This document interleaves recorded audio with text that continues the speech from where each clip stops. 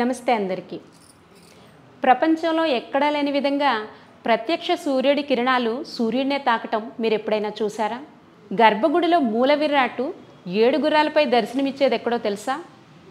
పురాణాల్లో హర్షవల్లి అని పిలిచేవారు. ఇప్పుడు ఆ ప్రాంతాన్ని ఏమని పిలుస్తున్నారు? ఇటువంటి విశిష్టత కలిగిన దేవాలయం ఎక్కడుంది, దాని ప్రత్యేకతలు తెలుసుకోవాలంటే తప్పకుండా ఈ వీడియో చూడాల్సిందే. మనం నిత్యం కొలిచే దైవాలలో ప్రత్యక్ష దైవం సూర్య భగవానుడు.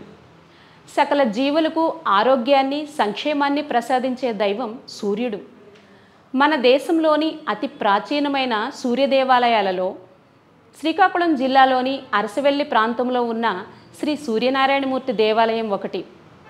ఇక్కడ సూర్యనారాయణమూర్తి ఉష, పద్మిని ఛాయాసమేత సూర్యనారాయణ స్వామిగా భక్తులకు దర్శనమిస్తారు. ఇక్కడ స్వామివారికి సూర్య నమస్కారాలతో పూజలు జరపటం విశేషం. ఇక్కడ స్థల పురాణానికి వస్తే, దేవేంద్రుడు ఇక్కడ ద్వాపర యుగంలో శ్రీ స్వామివారికి ఆలయ నిర్మాణం చేసినట్లు పురాణ కథనం. ఈ ప్రదేశంలో మహాభారత యుద్ధానంతరం ప్రజలు తీవ్రమైన కరువు కాటకాలతో ఇబ్బంది పడుతున్నారు. వర్షాలు పడక, పంటలు పండక ప్రజలు అనేక కష్టాలలో ఉన్నారు. అటువంటి సమయంలో ప్రజలందరూ కలిసి బలరాముడిని ప్రార్థించారు.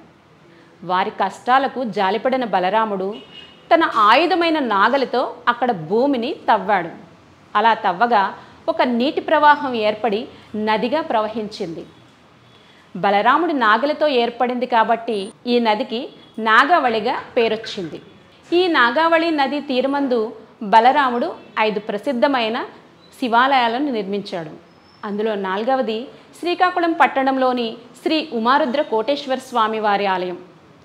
ఈ ఆలయం నిర్మించి స్వామివారిని ప్రతిష్ఠించినప్పుడు సకల దేవతలు వచ్చి స్వామివారిని దర్శించుకున్నారు.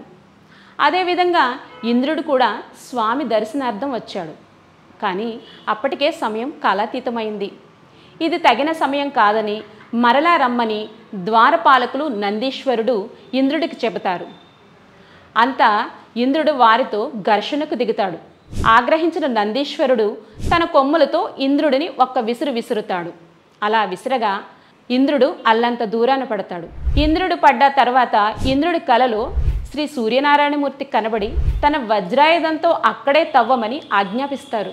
ఇంద్రుడు స్వామివారు చెప్పినట్టే తన వజ్రాయుధంతో తవ్వగా అక్కడ శ్రీ సూర్యనారాయణమూర్తి విగ్రహం, దానితో పాటు ఉష, పద్మిని ఛాయా విగ్రహాలు లభించాయి. ఇంద్రుడు అక్కడే దేవాలయం నిర్మించి స్వామివారిని, దేవేరులను ప్రతిష్ఠించాడు.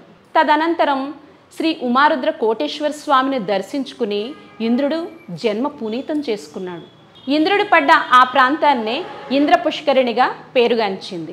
మొదట అరసవెల్లి చేరుకున్న భక్తులు ఇంద్ర పుష్కరిణిలో స్నానమాచరించి వారి శారీరక రుగ్మతలను పోగొట్టుకుంటారు. తదనంతరం శ్రీ సూర్యనారాయణమూర్తిని దర్శించుకుని వారి కష్టాలను తీరుతాయని ఆనందంతో తిరిగి వెళతారు. కాబట్టి ఈ ప్రాంతాన్ని హర్షవెల్లి అని పిలిచేవారు.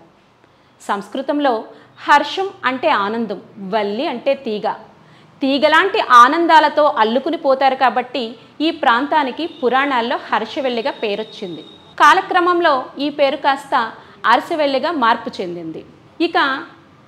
ఇక్కడ విశిష్టతలకు వస్తే, సంవత్సరానికి 2 సార్లు ప్రత్యక్ష సూర్యభగవానుడి కిరణాలు గర్భగుడిలో ఉన్న మూల విరాట్టును చేరతాయి. ఇలా సూర్యకిరణాలు మూల విరాట్టు పాదాలపై చేరి శిరస్సు వరకు ప్రసరిస్తాయి. ఇటువంటి అద్భుతమైన దృశ్యాన్ని తిలకించేందుకు భక్తులు హర్షవెల్లి తండోపతండాలుగా చేరుకుంటారు. సకల ఆరోగ్యాలు ప్రసాదించే ఆదిత్యుడు ఇరుహస్తాలు కూడా అభయముద్రలోనే ఉంటాయి. ఇక్కడ స్వామివారు ఛాయ, ఉష, పద్మిని సమేత సూర్యనారాయణమూర్తిగా భక్తులకు దర్శనమిస్తారు. ఇక్కడ మూల విరాట్టు 6 అడుగుల ఎత్తులో కలువపూల రేఖల మధ్యలో 7 గుర్రాలపై దర్శనమిస్తారు. ఇక్కడ మాఘ, వైశాఖ, కార్తీక మాస ఆదివారాలలో భక్తుల సంఖ్య మిగతా రోజు కన్నా గణనీయంగా పెరుగుతుంది. ఇక్కడ రథసప్తమి వేడుకలు అంగరంగ వైభవంగా జరుగుతాయి. ఆలయ దర్శన వేళలకు వస్తే, ఉదయం 5 గంటల నుంచి మధ్యాహ్నం 12:30 వరకు, తిరిగి 3:30 నుంచి సాయంత్రం 8 గంటల వరకు దర్శనం చేసుకోవచ్చు. ఉదయం 5 గంటలకు సుప్రభాత సేవ, 5:30కు నిత్యార్చన, 12:30కు మహానివేదన లాంటివి జరుగుతాయి. అలానే ప్రతిరోజు కళ్యాణ సేవలు, సహస్రనామార్చన, క్షీరాభిషేకం, ప్రత్యేకంగా ఆదివారాలలో సూర్య నమస్కారాలతో పూజలు జరపబడతాయి. ఇక అరసవెల్లికి చేరుకోవాలనే భక్తులు శ్రీకాకుళం నుంచి అయితే 2 కిలోమీటర్ల దూరంలో ఉంటుంది ఈ దేవాలయం. ఆటో, బస్సు సౌకర్యం కూడా కలదు. అదేవిధంగా వైజాగ్ నుంచి అయితే 120 కిలోమీటర్లు ఉంటుంది. రైలు, బస్సు మార్గాలు కలవు.